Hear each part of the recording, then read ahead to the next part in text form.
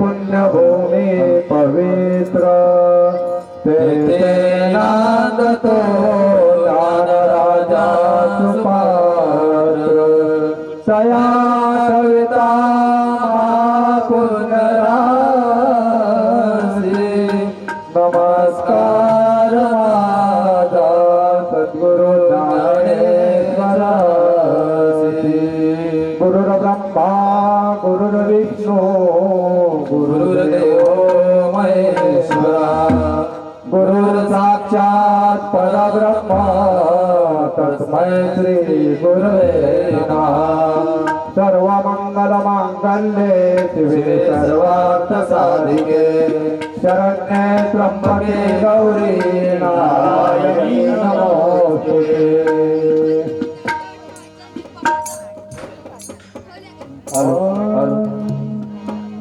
श्री कृष्ण गोविंद हरे मुरारी हे नाथ नारायण वासुदेवा श्री कृष्ण गोविंद हरे मुरारे हे नाथ नारायण वासुदेवा श्री कृष्ण गोविंद हरे मुरारी हे नाथ नारायण वासुदेवा कृष्ण गोविंद हरे मुरारे हे नाथ नारायण वासुदेवा हे नाथ नारायण वासुदेवा हे नाथ नारायण वासुदेवा हे नाथ नारायण वासुदेवा हे नाथ नारायण वासुदेवा हे नाथ नारायण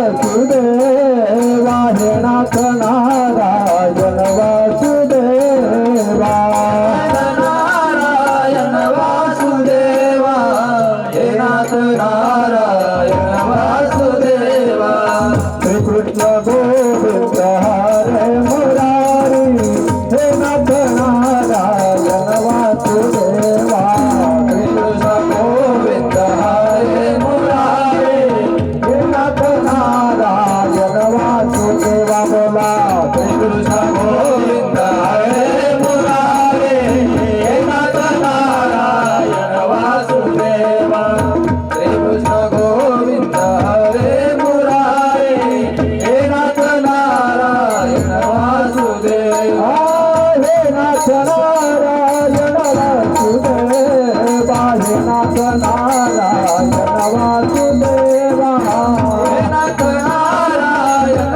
वासुदेवा हे नाथ नारायण वासुदेवा हे नाथ नारायण वासुदेवा हे नाथ नारायण वासुदेवा नाथ नारायण वासुदेवा हे नाथ नारायण वासुदेवा श्री कृष्ण गोविंद हरे मुरारी हे नाथ नारायण वासुदेवा श्री कृष्ण गोविंद हरे मुरारी हे नाथ नारायण वासुदेवा बोला कृष्ण गोविंद हरे मुरारे हे नाथ नारायण वासुदेवा श्री कृष्ण गोविंद हरे मुरारे हे नाथ नारायण वासुदेवा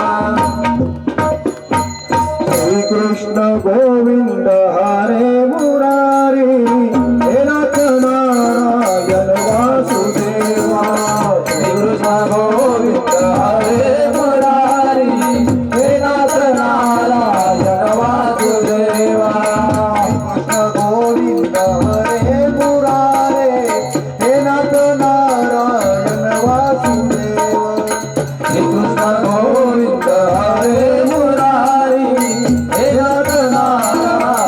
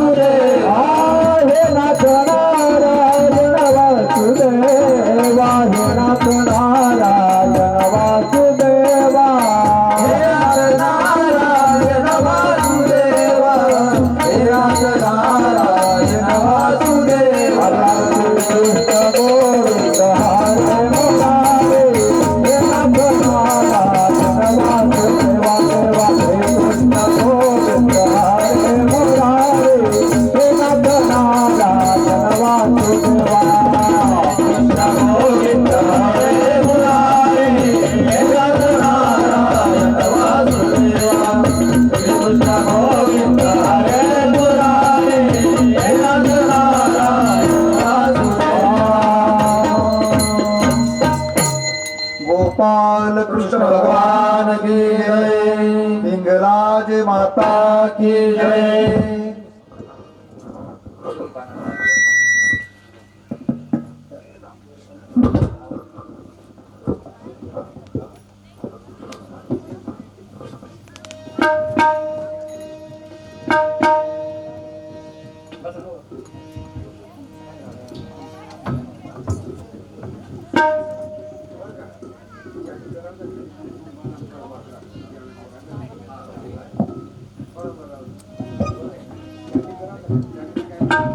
श्री गणेशाय नमः. श्री सरस्वते नमः. श्री गुरुदेवताभ्यो नमः. नमः दिव्याय सत्यधर्म स्वरूपिणे स्वानंदामृत तृप्ताय श्रीधराय नमो नमः. सच्चिदानंद रूपाय विश्वोत्पत्त्यादि हेतवे तापत्रये विनाशाय श्रीकृष्णाय वयं नमः. आज श्रीमद भागवत कथा अमृतबाणाचा तृतीय पुष्प आज भगवान श्रीकृष्णांच्या आणि माता हिंगलाज मातेच्या चरणी आज आपण समर्पित करत आहोत. कालपर्यंत आपण श्रीमद भागवत महात्म्य बघितलं आणि श्रीमद भागवत महात्म्य श्रीमद भागवताची रचना व्यास महामुनींनी नारद महामुनींच्या प्रेरणेने ही रचना पूर्ण केली आहे. आणि यानंतर सुत महामुनींना शौनक प्रश्न विचारतात की हे महामुनी, परीक्षित महाराजांना शुक महामुनींनी श्रीमद भागवत कथामृत पानाचं पान करवलं त्यावेळेला काय प्रसंग घडला होता त्याबद्दल आम्हाला ऐकण्याची एक दुर्दम्य इच्छा आहे आणि ती आम्हाला सांगावी. शौनक महामुनी परमेश्वराचे अतिशय निश्चय अशा प्रकारचे भक्त, प्रत्येक गोष्टीबद्दल जाणून घेण्याची त्यांची ती इच्छा आणि त्यांची प्रत्येक इच्छा पुरवणारे व्यासासनावरती बसलेले सूत महामुनी. अतिशय सुंदर अशा प्रकारचे प्रसंग आहेत आणि सूत महामुनी सांगू लागले आहेत की महाभारताचा युद्धाचा अंत भीम आणि दुर्योधनाच्या युद्धाने झाला आहे. भीमाने दुर्योधनाच्या मांड्या आपल्या गदेच्या प्रहारांनी दुभंगून टाकलेल्या आहेत. दुर्योधन आता मरणशय्येवरती पडलेला आहे आणि त्यावेळेला त्या रात्री अश्वत्थामा, कृपाचार्य आणि कृतवर्मा असे 3 वीर जे कौरव पक्षातर्फे जे युद्धातून वाचले होते असे 3ही वीर दुर्योधनाच्या जवळ आलेले आहेत. आणि दुर्योधनाला अश्वत्थामा अशा प्रकारच्या अवस्थेत पाहून, आपल्या मित्राला जखमी अवस्थेत पाहून त्याचं हृदय भरून आलेलं आहे. मित्र, हे काय झालं? होत्याचं नव्हतं झालं. तुझे 100 भाऊ ते राहिले नाही, आप्तेष्ट राहिले नाही, तुझे चुलते, तुझे गुरु कुणी राहिलं नाही. मित्र, हे काय झालं? या युद्धात आपलं काहीच राहिलं नाही. आणि यावेळेला मात्र दुर्योधन अजूनही तो बदला घेण्याच्या सूड भावनेने तो अश्वत्थाम्याला सांगतो की असा तू पराभूत होऊ नकोस. आणि आपलं रक्त त्याने या अश्वत्थाम्याच्या माथ्यावरती लावलेलं आहे आणि सांगितलं, जा, माझा आता सेनापती तू आहेस. सैन्य घे आणि पांडवांचा विनाश कर. मला त्या सगळ्या 5ही पांडवांचे डोके मला धडावेगळे पाहायचे आहे. जा मित्रा, आता तू माझा सेनापती आहेस. आणि अश्वत्थाम्याने आपले फक्त 2 सैन्याची संख्या किती आहे? फक्त 2 जण. एक सेनापती अश्वत्थामा आणि सैन्यात कोण आहे तर त्या अश्वत्थाम्याचे मामा कृपाचार्य आणि यादव राजा कृतवर्मा असे फक्त 2 जण आहेत. दोघांनाही बरोबर घेतलं. अश्वत्थामा घोड्यावरती स्वार झालेला आहे. पांडवांच्या शिबिराच्या दिशेने निघालेला आहे. आणि पांडवांच्या शिबिराकडे जात असताना मनामध्ये विचार आला, किती झालं तरी 5 पांडव आहेत आणि 5 पांडवांच्या समोर आम्ही जर उभे राहिलो तर आम्ही फक्त 3 जण. अर्जुनापुढे सगळं कौरव सैन्य टिकलं नाही, त्यांच्यापुढे मी टिकेन. भीमाचे गदेच्या प्रहारापुढे मी टिकेन, कृतवर्मा टिकेल, कृपाचार्य टिकतील. मग काय करू मी? कसा बदला घेऊ? कसा दुर्योधनाच्या आपल्याला शांती लाभेल? कसा मी आता काय करू? कुठे प्रयत्न करू? आणि 3 जण एक वडाच्या झाडाखाली बसलेले आहेत. सूर्योदय होण्याची वाट बघत आहेत, कारण सूर्योदयाला युद्ध सुरू करायचं असतं. आणि अश्वत्थामे विचार करतो, काय आता कुठली युद्धनीती वापरू, कुठलं व्यूह रचू मी, काय होईल म्हणजे पांडव माझ्याकडून पराभूत होतील आणि पाचही पांडवांचे डोके धडावेगळे करून माझ्या मित्राला मी सप्रेम भेट करेन. अशा प्रकारचे अनेक प्रकारचे विचार, त्या विचारांचा काहूर अश्वत्थाम्याच्या मनामध्ये राग उठलेला आहे. काय करू आता, काय करू, म्हणजे मी माझ्या मित्राची शेवटची इच्छा पूर्ण करेन. आणि अशी शेवटची इच्छा पूर्ण करण्यासाठी अश्वत्थामा विचार करतोय. आणि त्याच वेळेला झाडावरती कावळ्यांचा मोठा त्यांची पळापळ उडालेली आहे. काव काव काव काव सगळे कावळ्यांचे थवे उडालेले आहेत. त्यांचे पंख खाली पडतायत, काही कावळ्यांच्या चोची खाली पडतायत, कावळ्यांचे नख खाली पडतायत. आणि त्याच वेळेला अश्वत्थामाने वरती बघितलं तर वरती एक घुबड, त्या घुबडाने कावळ्यांच्या त्या थवेवरती हल्ला केलेला आहे. आणि हल्ला केल्यानंतर ते घुबड प्रत्येक कावळ्याला ठार मारत आहे. जो सापडेल, जो दिसेल त्याला पकडून त्याला ठार करायचं काम चाललेलं आहे. कोणाचे पंख खाली पडतायत, कोणाचे नख खाली पडतायत, कोणाच्या चोची खाली पडतायत, सगळी जमीन रक्ताळलेली आहे. आणि अश्वत्थामा बघतो, हे काय चाललंय यांचं, अरे हो यांचं तर हाड होईल. दिवसा कावळ्यांचं बळ वाढतं, कावळे घुबडाला जगू देत नाहीत, ते त्याला ठार मारण्याचा प्रयत्न करतात. आणि रात्री घुबडाची शक्ती वाढते, कारण रात्री घुबड निशाचर आहे. आणि निशाचर अशा प्रकारचा पक्षी आपली दिवसाची जी काही सूड भावना आहे ती रात्री जाऊन तो आपला बदला घेतो. मग मी काय करायला पाहिजे, एकच घुबड आहे, हजारो कावळे आहे, इतक्या सगळ्यांचा विनाश एक जण करतोय, अरे हो मी हेच केलं पाहिजे. आता सगळे पांडव झोपलेले असतील, अर्धी रात्र झालेली आहे, उत्तर रात्र सुरू झालेली आहे. आता मी जर आता जर गेलो तर सगळे पांडव झोपलेले असतील आणि झोपेत त्यांचे डोके मी धडा वेगळे करू शकेल. अश्वत्थाम्याने कृपाचार्याने कृतवर्माला सांगितलं, चला आपल्याला जायचंय.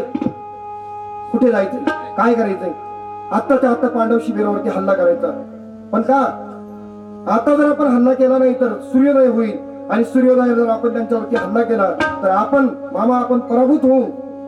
कृपाचार्याने सांगितलं, असं युद्ध मी माझ्या आयुष्यात कधी केलेलं नाही, आणि माझं शास्त्र मला शिकवत नाही, मी कुणाला झोपेमध्ये मारणार नाही, झोपेत कुणाला ठार करणार नाही. अरे हे तर आताताई माणसाचं लक्षण, स्त्रीला पळवून नेणं, झोपेमध्ये शस्त्र चालवणं, हे तर आताताई माणसाचे लक्षण. मी असं काही करणार नाही. यादव राजा कृतवर्माने सांगितलं, नाही, अरे तुम्ही दोघे नाही म्हणताय, मग मी एकटा जाऊन काय करू. ठीक आहे, एक काम करा, तुम्ही त्या प्रवेशद्वारावरती थांबा, आणि जे झोपेतून उठून पळायला लागतील तुम्ही किमान त्यांना आपल्या बाणांनी ठार करू शकता ना. जे झोपेतून उठलेले आहेत, जे पळतायत त्यांना तर तुम्ही मारू शकता. त्यांनी सांगितलं, ठीक आहे, हे आम्ही करतो, बाकी कोणाला झोपेत वगैरे मारायचं काम आम्ही करणार नाही. अश्वत्थाम्याने पांडव शिबिरावरती हल्ला केला. आतमध्ये घुसलेला आहे, तंबू फाडून टाकला, आतमध्ये गेलेला आहे. 5 वीर त्याला झोपलेले दिसतात. 5ही जण गाढ निद्रेमध्ये झोपलेले आहेत. पण या 5 जणांच्या आधी मी त्याला ठार करेल ज्याने माझ्या पिताश्रींनी भर मैदानामध्ये, रणांगणामध्ये ध्यान अवस्थेत असताना डोकं छाटलं होतं. तो दृष्टद्युम्न, द्रौपदीचा भाऊ, पांडव सैन्याचा सेनापती, तो कुठे आहे. अश्वत्थाम्याने त्याला शोधलेला आहे, आणि शोधल्यानंतर दृष्टद्युम्न ज्या ठिकाणी झोपलेला होता त्याच ठिकाणी त्याचा झोपेतच वध केलेला आहे, झोपेतच त्याची हत्या केलेली आहे. संपूर्ण त्याचा जो बिछाना आहे संपूर्ण रक्ताळलेला झालेला आहे. अश्वत्थाम्याच्या मनामधील आपल्या पित्याविषयीची जी काही भावना होती, सूड भावना, आपल्या बापाला ज्याने ठार केलं होतं, आता त्याला मी ठार केलं, आता माझ्या मित्राची इच्छा पूर्ण करणार. आणि धाड धाड चालत तो अश्वत्थामा काळ रूपाने त्या पांडव शिबिरामध्ये गेलेला आहे. आणि पांडव शिबिरामध्ये गेल्यानंतर त्या ठिकाणी जे 5 जण वीर झोपलेले होते, आपली तलवार घेतलेली आहे, आणि त्या तलवारीने 5 जणांचे डोके छाटले. आणि आता हे डोके दुर्योधनाला सप्रेम भेट करायचे, म्हणून एक एक डोकं उचलून तो आपल्या झोळीत टाकू लागला. आणि बघतो तर काय, अरे एकही पांडव नाही, मग हे आहेत कोण.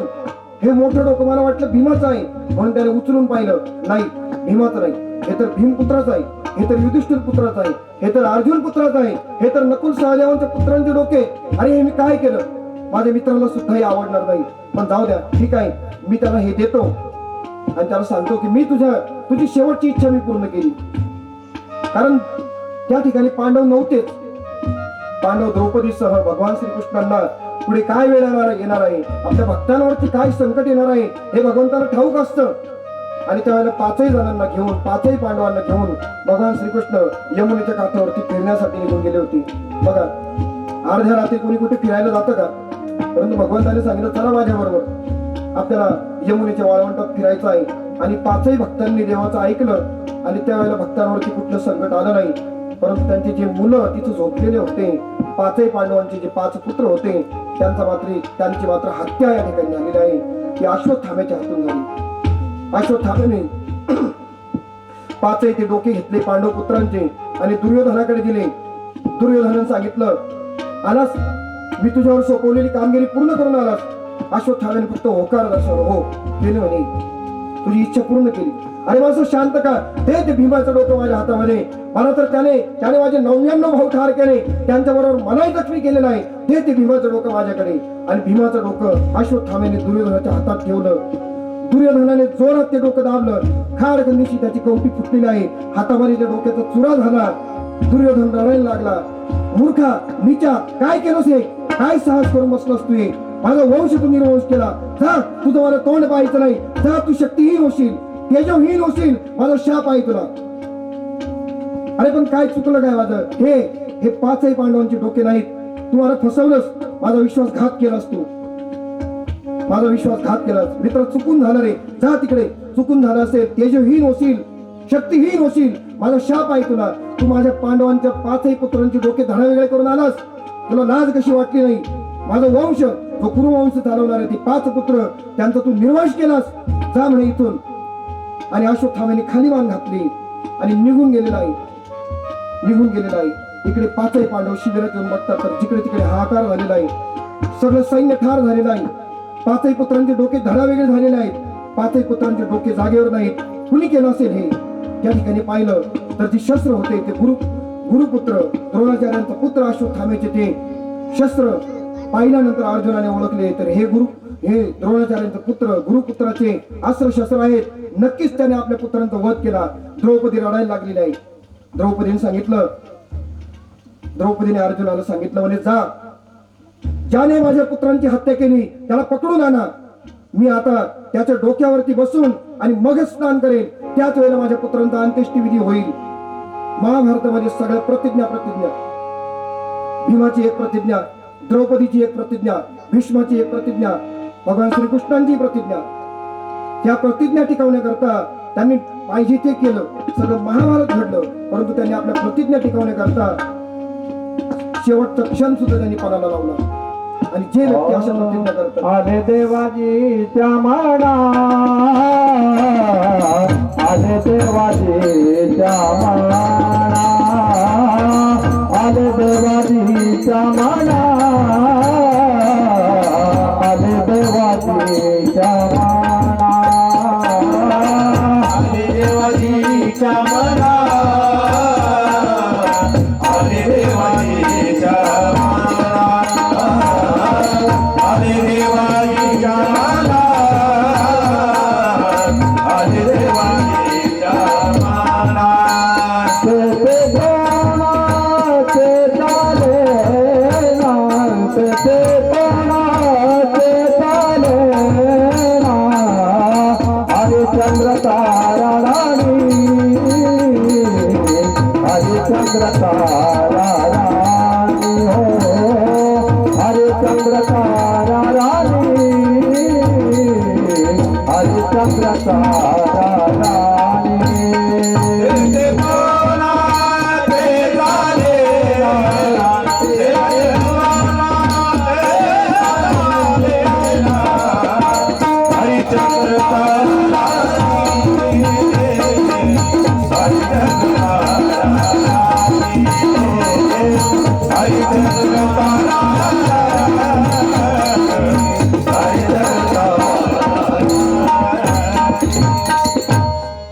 जे देवाने ठरवलेलं असतं तेच घडतं.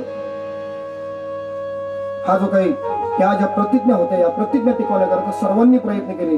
परंतु सगळ्यांच्या प्रतिज्ञा पूर्ण झाल्याच अशा नाही झाल्या. परंतु सर्वत्र विध्वंस झाला, सगळीकडे विनाश झाला. महाभारताचं संपूर्ण युद्ध या सगळ्या जगाला पाहायला मिळालं. भावांनी भावांच्या हत्या केल्या, पुतण्याने चुलत्याला ठार केलेला आहे, शिष्यांनी गुरुला ठार केलेला आहे, नातूने आजाची युद्ध केलं, आजाने नातवाशी युद्ध केलेलं आहे. अशा प्रकारचा मोठा विध्वंस या संपूर्ण जगाला पाहायला मिळाला. या प्रतिज्ञा टिकवणं सोपं नसतं. देवाने प्रतिज्ञा केली, मी शस्त्र घेणार नाही. परंतु भीष्म पितामहांनी देवाला प्रवृत्त केलं, हातामध्ये शस्त्र घ्यायला लावलं, रथाचं चाक घ्यायला लावलं. या प्रतिज्ञा द्रौपदीने पुन्हा एकदा प्रतिज्ञा केलेली आहे. ज्याने माझ्या पुत्रांना झोपेत ठार केलं, त्याचं डोकं, त्या डोक्यावरती मी बसून आंघोळ करीन आणि त्याच वेळेला मी क्षत्राने समजेन, त्याच वेळेला मी आता माझा बदला पूर्ण होईल, त्याच वेळेला मी अंत्येष्टी करू देईन माझ्या पुत्रांची. त्याशिवाय नाही. स्वामी जा आणि पकडून आणा त्या गुरुपुत्राला. अर्जुन तर युद्धात निपुण होता. शत्रूंना पकडणं, त्यांना ठार करणं हे जे कार्य होतं अर्जुनाच्या डाव्या हाताचा मोल होता. आता इकडे अश्वत्थामा पळू लागला. त्याने विचार केला, आपण आता काही केलं झालं तरी वाचत नाही. अर्जुन आणि श्रीकृष्ण आपल्याला सोडणार नाही. ज्याच्या पाठीमागे देव लागला, एक वेळ काळ पाठी लागला तर माणूस वाचू शकतो, भगवंत त्याला आश्रय देऊ शकतात. परंतु ज्याच्या पाठीमागे देवच लागला त्याला कोण लपवेल, कुठल्या कोपऱ्यात लपवेल. अश्वत्थामा आपल्या घोड्यावरती बसून पळतोय. घोड्याची दमछाक झालेली आहे, खाली उतरलेला आहे, स्वतः पळतोय. त्याची फुफ्फुस सुद्धा आता भरून गेलेली आहेत. आता धापा टाकत आहे आणि पाठीमागून अर्जुनाचा रथ भरधाव वेगाने आलेला आहे. रथलीलावरती भगवान श्रीकृष्ण बसलेला आहे आणि ज्या वेळेला अश्वत्थामाला पाहिल्या अर्जुनाने रथातून खाली उडी घेतली, त्याला पकडलं आणि आपल्या लाथाबुक्क्यांनी त्याला मुकरून काढलं. पकडलेला आहे त्याला आणि त्याचे डोक्याचे केस पकडून त्याला ओढत आपल्या रथाला बांधलेला आहे आणि रथाने ओढत त्याला आपल्या शिबिरात घेऊन आलेला आहे. त्यावेळेला अश्वत्थामेची अशी अवस्था पाहिली तर मात्र द्रौपदी काय म्हणते, स्वामी नका त्याला मारू, त्याला सोडून द्या, त्याला ठार करू नका. अहो अर्जुनाने विचार केला, अगं द्रौपदी तू तर प्रतिज्ञा केली होतीस की ज्याने तुझ्या पुत्रांना ठार केलं त्याच्या डोक्यावरती बसून तुला स्नान करायचं होतं आणि आता तर तू म्हणते नाही माझ्या या गुरुपुत्राला सोडून द्या का? स्वामी हा गुरुपुत्र ब्राह्मण आहे, तो तुमच्या गुरुचा पुत्र आहे. तुमचे गुरु आज या जगात नाहीत आणि तुमचे गुरुच तुमच्या गुरुच्या पुत्र रूपाने, तुमचे गुरुच तुमच्या समोर उभे आहेत, शरीर रूपाने ते तुमच्या समोर आहेत. आणि स्वामी अशा प्रकारच्या गुरुपुत्राला ठार करणं मला योग्य वाटत नाही. बघा द्रौपदी ही देवाची खरी भक्त होती. ज्यावेळेला देवाला तिने हात मारली त्यावेळेला देव तिच्यासाठी वस्त्र घेऊन उभे राहिले. का राहिले होते? ती देवाची खरी भक्त होती. देवाचे भक्त कसे असतात ते द्रौपदीकडून शिकावं. 5 पुत्रांना ठार करणारा अश्वत्थामा समोर आला त्यावेळेला मात्र तिच्या मनामध्ये दयाभाव उत्पन्न झाला. अशा प्रकारचा देवाचा भक्त असतो. एक दिवशी ज्यावेळेला द्रौपदीचं लग्नही झालेलं नव्हतं त्यावेळेला द्रौपदी एक दिवस या नदीच्या काठावरती फिरण्यासाठी आपल्या सख्यांच्या बरोबर गेलेली आहे आणि सख्यांच्या बरोबर ती द्रौपदी फिरत असताना त्या ठिकाणी एक साधू त्या नदीच्या पाण्यामध्ये स्नान करत आहेत आणि स्नान करत असताना या सर्व तरुण मुली तिकडे आल्या आणि त्यावेळेला ते साधू होते, त्यांची अवस्था अशी झाली, त्यांच्याकडे फक्त एकच लंगोट होता आणि तो त्यांनी काढून किनाऱ्यावरती ठेवलेला होता. आणि ज्यावेळी या मुली आल्या त्यावेळी मात्र तो लंगोट वाऱ्याने उडाला, नदीमध्ये वाहून गेला आणि आता मात्र ते साधू विवस्त्र अशा अवस्थेमध्ये नदीच्या पाण्यात स्नान करत आहेत आणि स्नान करत असताना मुलींना पाहिल्यानंतर मात्र आता लज्जाभाव त्यांचा उत्पन्न झाला. आता मी काय करू? परमेश्वरा भगवंता माझी लाज वाचव. आणि ते त्या पाण्यातून निघाले आणि पळत एका झुडपाच्या मागे जाऊन लपले आणि झुडपाच्या मागे जाऊन लपल्यानंतर मात्र द्रौपदी आपल्या सख्यांच्या बरोबर त्या ठिकाणी आली होती आणि या द्रौपदीने आपल्या अंगावरचं वस्त्र घेतलं, उपवस्त्र, आणि साधू महाराजांकडे फेकलेलं आहे. त्याला सांगितलं की बाबा मला तुमची अडचण काय झाली, तुमच्यावर काय प्रसंग आलेला आहे, मी तुमचं समजू शकते. हे वस्त्र घ्या आणि आपली लज्जा झाका. आणि त्यावेळेला मात्र साधूंनी ते वस्त्र घेतलं, उपवस्त्र घेतलं आणि द्रौपदीला आशीर्वाद दिलेला आहे. काय आशीर्वाद दिला? जशी आज तू माझी लाज झाकलीस तशी एक दिवस देव तुझी लाज झाकेल. आणि देवाला द्रौपदीसाठी उभं राहावं लागलं. तिन्ही लोकांचा स्वामी ज्यावेळेला दुःशासन या द्रौपदीची वस्त्र ओढत होता त्यावेळेला मात्र देव येऊन उभे राहिले आणि दुःशासन थकला तरी सुद्धा देवाची वस्त्र थांबले नाहीत, थकले नाहीत. आणि अशा प्रकारची द्रौपदीची लाज देवाने झाकली. का झाकली? तर त्याच्यासाठी पूर्वकर्म चांगले असावे लागतात. आणि अशा प्रकारची जी द्रौपदी या मागे पुढे उभा राये सांभाळीत, मागे पुढे उभा राये सांभाळीत, मागे पुढे उभा राये सांभाळीत, मागे पुढे उभा राये सांभाळीत. आणि या रात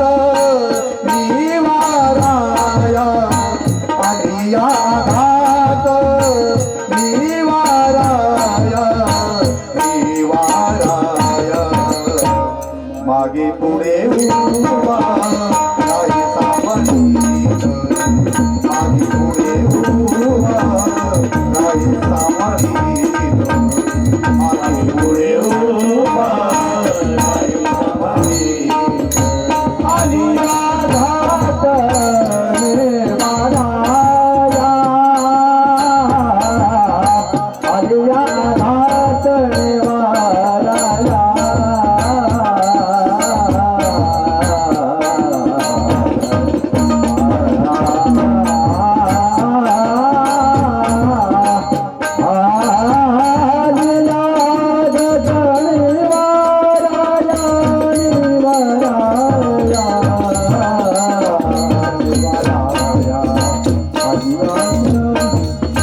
माझी पुढे उभा राही सांभाळीत माझी पुढे उभा राही सांभाळीत माझी पुढे उभा राही सांभाळीत.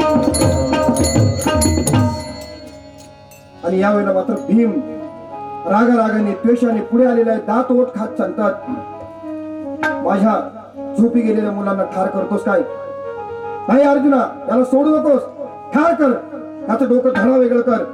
हा आतताई आहे आणि आतताईला शिक्षा देणं हे आपलं काम आहे. आपण क्षत्रिय आहोत, आपण राजा आहोत, आपलं काम आहे. आपण याचं डोकं धडा वेगळं केलं पाहिजे. अर्जुनाला समजेना. एका बाजूला द्रौपदी सांगते सोडून द्या, तो ब्राह्मण आहे, जरी त्याने पाप केलं असेल तरी तो ब्राह्मण आहे, त्याला देहदंड देणं हे आपल्याला शोभत नाही, आपण क्षत्रिय आहोत. एका बाजूला भीम सांगतो की नाही अर्जुना, त्याला सोडू नकोस, त्याला ठार कर, तो आतताई आहे आणि याला शिक्षा करणं हे राजाचं काम आहे.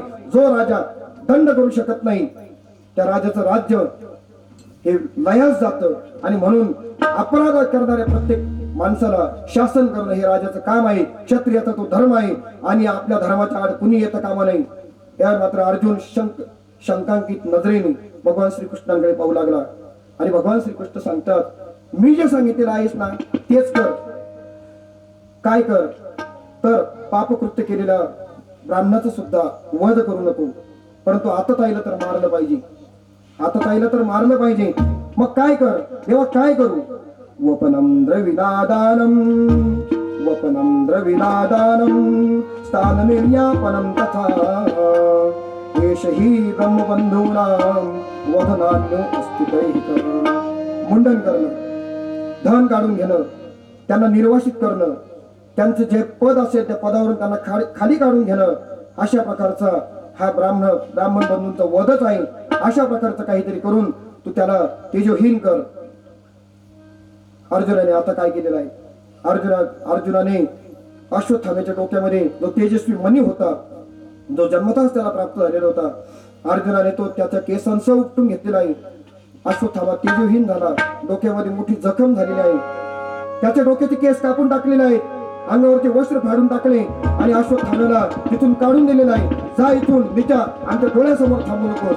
अश्वत्थामा पळू लागला, परंतु सूड बुद्धीने पेटलेला आहे. या पांडवांचा आता मी काय करू आणि काय करू नको? बघा, एखाद्या मूर्ख माणसाजवळ जर काही शक्ती दिल्या तर त्याचा वापर चुकीच्या पद्धतीने केल्याशिवाय राहत नाही. अनुभव चांगल्या लोकांकडे आहे, त्यांची भीती वाटत नाही, आणि उत्तर कोरियाकडे आहे, सगळं जग घाबरून राहत आहे की नाही? काय करेल त्याचं सांगता येत नाही, कधी फेकेल सांगता येत नाही. त्याच्याशी कोणी धड बोलत नाही, धड त्याची कोणी चर्चा करत नाही. बाबा तू तुझ्या घरी राहा, आम्ही आमच्या घरी राहतो, आणि काय करेल सांगता येत नाही. आणि म्हणून परंतु अश्वत्थाम्याला या ठिकाणी द्रोणाचार्यांनी ब्रह्मास्त्र जी विद्या आहे ती शिकून ठेवली होती. आणि सुडाने पेटलेला हा अश्वत्थामा आता सुडाने पेटलेला आहे. थरथर कापत त्याने ते ब्रह्मास्त्र आवाहित केलं आणि पाचही पांडवांच्या वरती सोडून दिलं. पाचही पांडवांच्या वरती सोडल्यानंतर ते ब्रह्मास्त्र तेजाने जळजळ सगळे सृष्टी जाळू लागलं.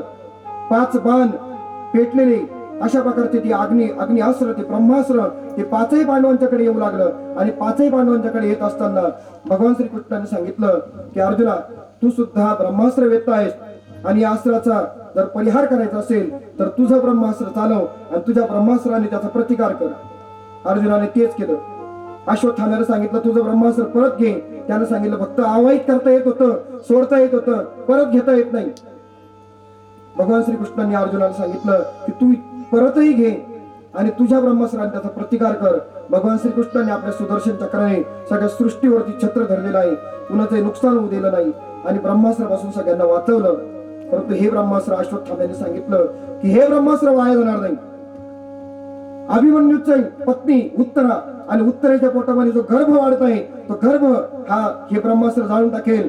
या पाचही पांडवांचा निर्वंश होईल अशा प्रकारचा शाप त्या अश्वत्थाम्याने दिलेला आहे.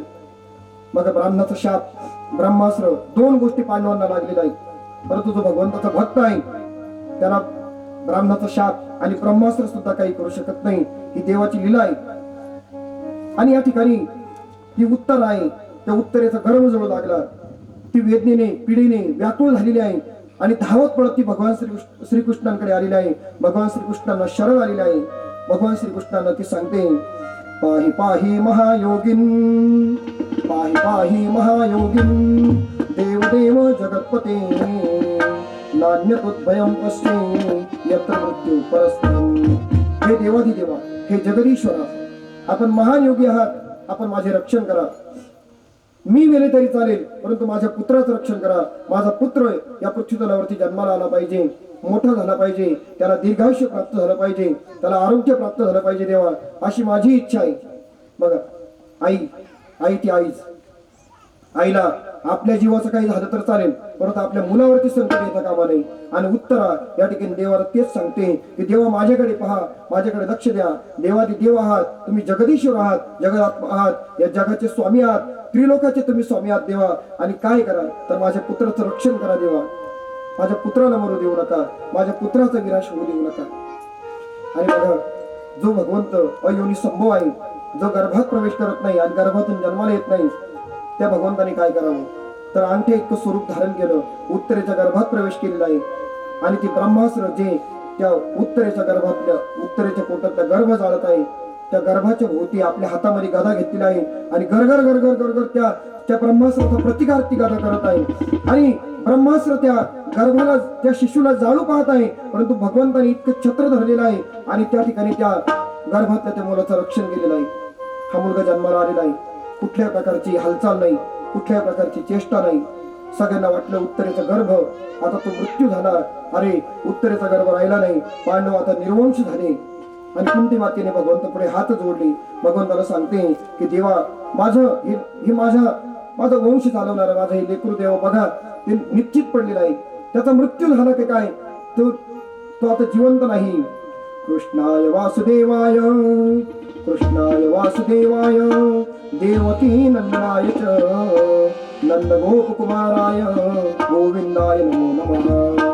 देवाची स्तुती करत आहे माता कुंती की देवा हे माझं लेकरू माझ्या वंशाचा जो काही दिवा आहे त्याला देवा वाचवा. तुम्ही हे श्रीकृष्णा, हे वासुदेवा, हे देवकी नंदना, हे नंद गोपांचे लाडके बाळ गोविंदा, तुम्हाला शतशत प्रणाम. माझ्या या बाळाला बघा. आणि भगवान श्रीकृष्ण त्या ठिकाणी गेलेला आहे आणि आपल्या उजव्या पायाचा अंगठा त्या बालकाच्या शरीराला स्पर्श करतात. बालक रडायला लागलेला आहे, आपले हातपाय हलवत आहेत आणि सगळे म्हणतात की नाही बालक तर फक्त बेशुद्ध पडलेला होता आणि बालक उठलेला आहे. सगळीकडे बघतोय. माझ्या आईच्या गर्भात असताना माझं रक्षण कोणी केलं? कोण आहे तो? लाल उंद स्वरूप होतं, डोक्यावरती सोन्याचा मुकुट होता, त्याला मोरपीस खोचलेलं होतं, पिवळ्या रंगाचा पितांबर दिसलेला होता. असं कोण आहे? मला तो कुठे दिसेल? आणि चारही दिशांना ते बालक पाहू लागलं, चारही दिशांना शोधू लागलं. आणि चारही दिशांना शोधत असताना त्या देवाचं त्याला दर्शन झालेलं आहे. त्या बालकाने सुद्धा देवाला हात जोडलेला आहे आणि देवाने आपल्या पायाने त्याची परीक्षा केली आणि म्हणून त्याचं नाव ठेवलं परीक्षिती.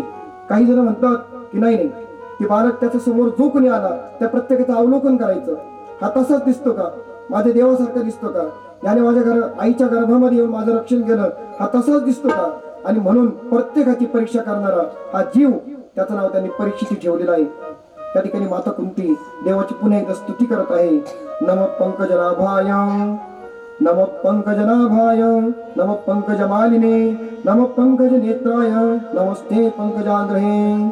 ब्रह्मदेवाचे जन्मस्थान असलेल्या ज्यांच्या नाभीतून कमल प्रकट झालेलं आहे, ज्यांनी सुंदर कमलांची माळ धारण केलेली आहे, ज्यांचे नेत्र कमलांप्रमाणे आहेत, त्यांच्या चरणांवरती कमल चिन्ह आहेत, अशा देवाला माझा वारंवार नमस्कार आहे. माता कुंतीला देव आत्या म्हणायची बरं का. देव होते तरी सुद्धा ते नाथ लावायचे. त्या अर्जुनाला आपल्या आतीभाऊ म्हणायचे. अर्जुन देवाला माझा मामी भाऊ आहे असं म्हणायचे. आणि अशा प्रकारचे देव ते सगळ्यांशी नाथ लावायचे. आणि त्या कुंती मातेला देव म्हणतात, आत्या मी आता द्वारकेला चाललोय, तुला काही पाहिजे आहे? कुंती मातेला सांगतात, तुला काही पाहिजे आहे, काय मागायचं आहे तुला? तर कुंती माते देवापुढे हात जोडते आणि देवाला सांगते की देवा मला काय द्या? तर मला दुःख द्या, मला दुःख द्या, मला पीडा द्या. अगं आत्या, लोक माझ्याकडे येतात आणि ती लोक मला सांगतात की मला सुख द्या, माझ्या पीडा हरण करा, माझं दुःख नष्ट करा देवा, आणि तू तर माझ्याकडे दुःख मागतेस. त्यावेळेला माता कुंतीने सांगितलं, देवा जेव्हा सुख येतं ना तेव्हा तू नसतोस, आणि जेव्हा दुःख येतं ना देवा तेव्हा मात्र तुझं वारंवार दर्शन होतं, म्हणून देवा तुझं दर्शन व्हावं म्हणून मला दुःख दे. बघा माता कुंती म्हणे तुझा न पडावा विसर, तुका म्हणे तुझा न पडावा विसर, तुका म्हणे तुझा न पडावा विसर, तुका म्हणे तुझा न पडावा विसर, तुका म्हणे तुझा न पडावा विसर, तुका म्हणे तुझा न पडावा विसर, तुका म्हणे तुझा न पडावा विसर, तुका म्हणे तुझा न पडावा विसर. दुःखाचे डोंगर आले तरी, दुःखाचे डोंगर आले तरी, पाहते पांडव अखंड वनवासी, पाहते पांडव अखंड वनवासी, पाहते पांडव अखंड वनवासी. दुःखाचे डोंगर आले तरी, दुःखाचे डोंगर आले तरी, पाहते पांडव अखंड वनवासी, पाहते पांडव अखंड वनवासी, पाहते पांडव अखंड वनवासी.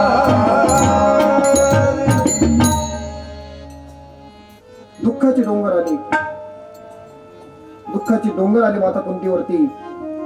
तेव्हा माता कुंती सांगते की जेव्हा दुःखाचे डोंगर होते देवा तेव्हा तू पाठीमागे उभा राहतोस, आणि ज्यावेळेला सुख येतं देवा, ज्यावेळेला राज्य मिळतं, ज्यावेळेला धन संपत्ती माणसाकडे येते त्यावेळेला देवा तुझं दर्शन होत नाही, म्हणून देवा मला दुःख दे. भगवंताने माता कुंतीला सांगितलं की माते, आत्या आता मला द्वारकेला जायचं आहे, बरेच दिवस झाले मी हस्तिनापुरामध्ये आहे, माझ्या भक्तांचं रक्षण करण्यासाठी मी इथे होतो, आता मला द्वारकेला जावं लागेल. आता द्वारकेला जाताना मात्र भगवंताला एका व्यक्तीची आठवण झाली. भगवान श्रीकृष्णांनी सांगितलं, चला आपल्याला पुन्हा ज्या ठिकाणी महाभारताचं युद्ध घडलं त्या रणांगणावरती जायचं आहे. मी एका माणसाला शब्द दिलेला आहे की तो जात असताना मी त्याला दर्शन देईन, असा मी त्याला शब्द दिलेला आहे, म्हणून तो शब्द मला पूर्ण करून जावा लागेल. आणि भगवान श्रीकृष्ण या सर्व पांडवांना घेऊन त्या ठिकाणी कौरव वंशाचं मोठं युद्ध घडलं, महाभारत युद्ध घडलं, अशा त्या कुरुक्षेत्रावरती जाऊन कुणाला भेटतात तर भीष्म पितामहांना भेटतात. कारण भीष्म पितामह आज 52वा दिवस आहे आणि आज ते शरपंजरी पडलेले आहेत, आणि त्यांनी अशी इच्छा केलेली आहे, कारण ते इच्छा मरणी होते, त्यांनी इच्छा केलेली आहे की ज्यावेळेला उत्तरायण सुरू होईल आणि ज्यावेळेला भगवानचं रूप मी निहाळत असेल त्याच वेळेला माझा अंतकाळ व्हावा अशी त्यांची इच्छा होती. आज 52वा दिवस आहे, आज उत्तरायण सुरू झालेला आहे, आणि भगवान श्रीकृष्ण पाचही पांडवांना घेऊन, द्रौपदीला घेऊन, साधू संत ऋषी सर्वांना घेऊन या कुरुक्षेत्राकडे आलेले आहेत, ज्या ठिकाणी भीष्माचार्य शरपंजरी पडलेले आहेत, बाणांच्या शय्येवरती झोपलेले आहेत, आणि अशाही अवस्थेमध्ये भीष्म पितामह स्मितहास्य करतायत की देव आपला शब्द पूर्ण करण्यासाठी आलेला आहे. आणि या ठिकाणी भगवान श्रीकृष्ण युधिष्ठिरांना सांगतात की जा, तुमचे पितामह त्यांच्याकडून राजनीती, दान धर्म, राजधर्म त्यांचं शिक्षण घे अर्जुना, ते शिकून घे. मग जे आपले वृद्ध असतात, जे आपले म्हातारे असतात, जे वृद्ध असतात, जे आपले ज्येष्ठ असतात, त्यांच्याकडून आपण काही गोष्टी शिकल्या पाहिजे की आपला वंश काय आहे, आपल्या वंशाचा इतिहास काय आहे, आपण कुठून आलो, आपण कशा प्रकारे आपण राहिलं पाहिजे, कशी संगत केली पाहिजे. व्यसन करावे की नाही करू, आपण कुठल्या एवढ्या उच्च अशा प्रकारचं जर आपण कुळामध्ये जन्माला आलो असेल तर आपण काय वागलं पाहिजे, काय केलं पाहिजे, कुठल्या धर्माचं पालन केलं पाहिजे हे आपण आपल्या जे काही ज्येष्ठ लोक असतात त्यांच्याकडून आपण शिकलं पाहिजे. युधिष्ठिर महाराज या भीष्माचार्यांजवळ जवळ जाऊन बसलेले आहेत आणि भीष्माचार्य या ठिकाणी युधिष्ठिराला सांगतात, दान धर्मान राजधर्मान, दान धर्मान राजधर्मान, मोक्ष धर्मान विभागशाः, श्री धर्मान भगवत धर्मान समसव्यास योगताः. तत्ववेत्ते भीष्माचार्य आणि भीष्माचार्य या ठिकाणी वर्णाश्रमानुसार असणारे पुरुषांचे स्वभाव विवाहित धर्म, वैराग्य, आसक्तीमुळे होणारी निवृत्ती आणि प्रवृत्ती रूप द्विविध धर्म, त्याचबरोबर दान धर्म, राजधर्म, मोक्ष धर्म, श्री धर्म आणि भागवत धर्म या सगळ्या धर्मांचं युधिष्ठिरांना ते काय करत आहेत तर ज्ञान देत आहेत. बघा, भागवत धर्म, दान धर्म आणि श्री धर्म. श्री धर्म सांगितल्यानंतर मात्र श्री धर्म स्त्रियांचं रक्षण केलं पाहिजे, स्त्रियांची जी आब्रू आहे तिचं रक्षण केलं पाहिजे, हे राजाचं कर्तव्य आहे. हे सांगत असताना मात्र द्रौपदीला हसू आलं आणि हसू आल्यानंतर भीष्माचार्य तिच्याकडे बघतात आणि द्रौपदीला विचारतात की द्रौपदी तू हसलीस का, त्याचं कारण काय आहे? काही नाही पितामह, काही नाही, उगाच आपलं नाही. ज्या श्रेष्ठ अशा प्रकारच्या कुळातल्या स्त्रिया असतात, नारी असतात, विनाकारण हसत नाही आणि विनाकारण रागही करत नाही. तुझ्या हसण्यामागचं कारण मला कळायला पाहिजे. त्यावर मात्र द्रौपदी विचारते की पितामह, तुम्ही आता जो स्त्री धर्म शिकवत होते तो स्त्री धर्म ज्यावेळेला दुःशासन माझे वस्त्र फेडत होता त्यावर तुमचा स्त्री धर्म कुठे होता, का माझं रक्षण केलं नाही? त्यावेळी मात्र भीष्माचार्य सांगतात की मी त्याचा अन्न खात होतो आणि म्हणून मी त्यावेळेला सिंहासनाचा सेवक होतो, म्हणून मला त्याच्या बाजूने मला बसावं लागलं, परंतु माझं मन मात्र तुझ्या बाजूने होतं. अशा प्रकारचं भीष्माचार्य तिला सांगतात की माझ्याकडून चूक झाली असेल तर तू ती मोठ्या मनाने तुझ्या पोटात घाल, कारण स्त्रिया हा या नेहमी संयम आपल्याजवळ बाळगून असतात. आणि अशा प्रकारचा सर्व धर्म शिकवल्यानंतर भीष्माचार्य आता भगवान श्रीकृष्णाने सांगतात की देवा, माझी जी अत्यंत शुद्ध कामनाविरहित अशी झालेली बुद्धी ही मृत्यूसमयी मी तुमच्या चरणावरती अर्पित करत आहे. देवा, माझी बुद्धी ती आजही शाबूत आहे, मी आजही तुमचं नामस्मरण करत आहे, नित्य माझं चिंतन करत आहे आणि अंतकाळामध्ये मी तुमचं स्मरण करत आहे. आज मी तुमचं अवलोकन करत करत तुमचं चेहऱ्याचं दर्शन घेत, तुमचं दर्शन घेत घेत मी निजधामाला निघालो आहे. आणि अशा प्रकारची भीष्म पितामह या ठिकाणी एक भीष्मस्तुती, देवाची स्तुती करत आहेत. देवाला सांगतात की देवा, त्रिभुवनामध्ये तुम्ही सर्व तुम्ही श्रेष्ठ आहात, सूर्यकिरणांसारखे स्वच्छ आहात, तमाम वृक्षाप्रमाणे तुम्ही सावळे आहात देवा. आणि तुमचं मुख पाहण्यासाठी, तुमचं दर्शन घेण्यासाठी मी पांडवांच्या बाजूने लढलो नाही, कारण मला माहिती होतं जर मी पांडवांच्या बाजूने लढलो तर मला तुमचं दर्शन होणार नाही. परंतु देवा, मला नित्य तुमचं दर्शन घडावं, युद्धाच्या प्रसंगी सुद्धा नित्य तुमचं दर्शन व्हावं, म्हणून मी दुर्योधनाच्या बाजूने लढत होतो आणि मला तसंच झालं. देवा, तुम्ही दिनांचे दीन आहात, तुम्ही भक्तांच्या इच्छा पूर्ण करण्याकरता काय वाटेल ते करतात देवा. भक्तांची प्रतिज्ञा पूर्ण करण्याकरता देवा तुम्ही तुमची प्रतिज्ञा मोडून टाकतात देवा. यासाठी केला होता अट्टहास, यासाठी केला होता अट्टहास, यासाठी केला होता अट्टहास, यासाठी केला होता अट्टहास, यासाठी केला होता अट्टहास, यासाठी केला होता अट्टहास, यासाठी केला होता अट्टहास, यासाठी केला होता अट्टहास, दिवस बेदभाव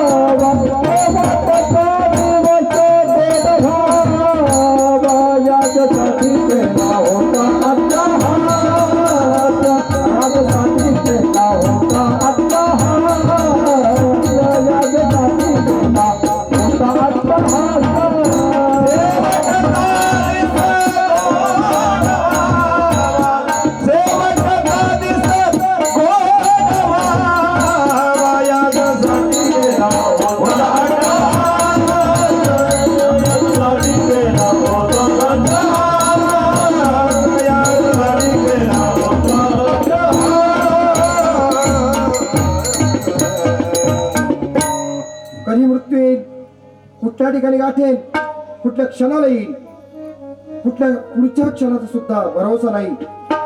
एक ब्राह्मण एक दिवस युधिष्ठिर महाराजांकडे दान धर्म घेण्यासाठी आला. रात्रीची वेळ होती. युधिष्ठिर महाराजांनी सांगितलं, आता माझे जे काही कोश राजकोष आहे त्या ठिकाणी काम करणारे लोक कर्मचारी आता रात्रीची वेळ आहे, ते झोपी गेले असतील, ते आता नसतील तिथे. ब्राह्मण सकाळी या, मी तुमच्यासाठी यथोचित अशा प्रकारचा दान धर्म करतो. आणि भीम दादा त्या ठिकाणी आले. दादा, तुला सकाळ उगण्याचा एवढा भरोसा आहे? युधिष्ठिर महाराजांनी विचारलं, मग का? अरे म्हणे, पुढच्या क्षणाचा भरोसा नाही. आणि तू सांगतो की ब्राह्मण सकाळी या आणि मी तुम्हाला सकाळी दान धर्म करतो. अरे काय करायचं तो आत्ताच कर, जर आत्ता नाही तर पुढे कधी नाही. जे कुठल्या प्रकारचं सत्कार्य करायचं असेल, जोही कुठल्या प्रकारचा परोपकार करायचा असेल, जोही कुठल्या प्रकारचा दानधर्म करायचा असेल, ज्या वेळेला तो मनामध्ये आला असेल त्याच वेळेला तो संकल्प आपण पूर्णत्व असलेला पाहिजे. जर उद्याची, सकाळची, पुढच्या वर्षाची, 10 वर्षानंतरची जर वाट बघत बसलं तर तो ती वेळ कधी येणार नाही. कारण आपली वेळ कधी आहे ते आपल्यालाच माहिती नाही. भीष्माचार्यांसारखे सगळे इच्छा मरणी नाहीत. भीष्माचार्यांना तर इच्छा मरणाचं वरदान प्राप्त होतं. त्यांचा जो पिता होता दुष्यंत, त्यांच्याकडून त्यांना वरदान होतं की तू म्हणशील तेव्हा तुला मृत्यू येईल, तू मागशील तेव्हा तुला मृत्यू येईल. आणि भीष्माचार्यांनी या ठिकाणी आपली जी शुद्ध अशा प्रकारची बुद्धी आहे ती भगवंताच्या चरणी त्यांनी समर्पित केलेली आहे. बघा, भगवंत कुठे उभे आहेत तर भीष्माचार्यांच्या पायाजवळ उभे आहेत. आणि भीष्माचार्य त्यांचं सगळं रूप निहाळत आहे. आणि रूप निहाळता निहाळता त्यांना निजधामाला जायचं आहे, मोक्ष प्राप्त करून घ्यायचा आहे. 2 व्यक्तींची या ठिकाणी तुलना करावीशी वाटते, केली पाहिजे किंवा करावी. एक आहे रामायणामधील जटायू, भीष्माचार्यांसारखेच अतिशय तत्वनिष्ठ, आपण केलेली प्रतिज्ञा पूर्ण करणारी. जटायूंचं त्यावर रावणाने पंख छाटले. ज्यावेळेला मृत्यूचा समय जवळ आला त्यावर मात्र प्रभू रामचंद्र त्यांनी काय केलं तर जटायूचं डोकं आपल्या मांडीवरती घेतलेलं आहे. देवाच्या डोळ्यातून अश्रू वाहत आहेत का जटायू तुम्ही चाललात, तुम्ही मला सोडून चाललात. आणि त्यावेळेला देवाच्या डोळ्यात अश्रू आहेत. जटायूची मान त्यांच्या मांडीवरती आहे आणि जटायूंनी शेवटचे श्वास घेतलेले आहेत. बघा, जटायू त्यांचं डोकं देवाच्या मांडीवर आहे. किती भाग्य, किती भाग्य. जो देव त्याचं रूप सुद्धा कोणाला पाहायला मिळत नाही आणि त्या देवाने प्रत्यक्षात जटायूंचं डोकं मांडीवरती घेतलं. का घेतलं तर स्त्री संकटात होती, माता सीता संकटात होती. जटायूंनी त्यावेळेला घुमजाव केलं नाही. त्यांना माहिती होतं हा 10 तोंडांचा रावण, 20 हातांचा रावण, आपण याला पराभूत करू शकत नाही. परंतु कमीत कमी मी याच्या मार्गामध्ये प्रभू रामचंद्र आणि लक्ष्मण येईपर्यंत मी याची वाट अडवू शकतो. माझा मृत्यू हा प्रभू रामचंद्र आणि रावणाच्या जे काही अंतर पडणार आहे त्या अंतरामध्ये थोडस त्याला रावणाला मी थोडस वेळ उशीर करणार आहे लंकेत जाण्यासाठी. आणि जटायूंनी काय केलं, आपले प्राण सोडून दिले, परंतु रावणाचा काय केला तर मार्ग अडवला. जटायूंना माहिती होतं की माझा मृत्यू होणार, हा रावण आपल्याला ठार करणार. आणि झालंही तसंच. त्यावर मात्र भगवंतांनी काय केलं तर भगवंतांनी जटायूचं डोकं आपल्या मांडीवरती घेतलं. आणि देवाच्या डोळ्यात अश्रू आहे, देवाला शोक आहे की माझा भक्त आता पृथ्वी तल सोडून जात चालला आहे. आणि इकडे भीष्माचार्य देवाचं रूपाचं अवलोकन करत आहेत. आणि भीष्माचार्यांच्या पायाशी देव उभे आहेत आणि देव हसत आहेत. भीष्माचार्यांच्या डोळ्यामध्ये अश्रू आहेत. काय तर ज्यावेळेला द्रौपदी संकटामध्ये होती, त्यावेळेला स्त्री संकटात होती, त्यावेळेला मात्र भीष्माचार्य तिचं रक्षण करू शकले नाही.